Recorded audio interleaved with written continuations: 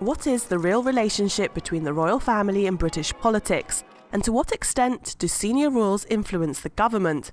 Two key questions often ignored by the British media. But for 8 years, one British newspaper has been fighting to shed light on the hidden side of this relationship. In 2005, The Guardian newspaper submitted a Freedom of Information request to see copies of 27 letters Prince Charles had sent cabinet ministers across 7 departments. The government refused the request, so The Guardian took the issue to a tribunal who overrode the refusal and said the government must hand over the letters. But the government didn't want to, so it used its veto power to override the tribunal outright. So the newspaper took the issue to the High Court. But this week, judges there ruled that those letters can remain private.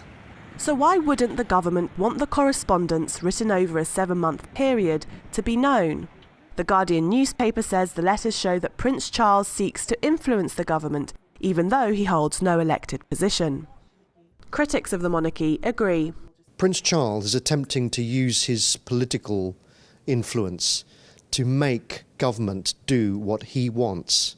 He's been putting pressure on government ministers to change their government policy to his policy, the monarch's policy. Under the rules of the constitutional monarchy, the monarch only has the right to advise, warn and inform. He does not have the right to put pressure on government ministers to change their policy to his policy.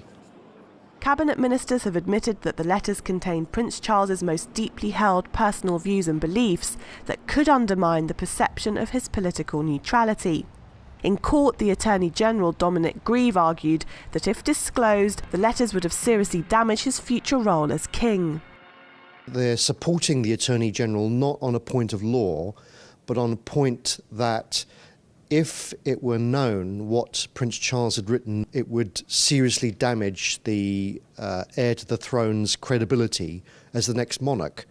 Well, in my opinion, it is already damaged because he has expressed a political opinion, and it is known that he expressed a political opinion, and that damages him. Although the High Court ultimately blocked the publishing of the letters, judges said that the government's power of veto was a troublesome constitutional aberration. The Guardian says it will appeal the High Court decision, but with the regulations square on the side of secrecy, we may never know what those letters or any others contain. Nargis Mobalaghi, Press TV, London.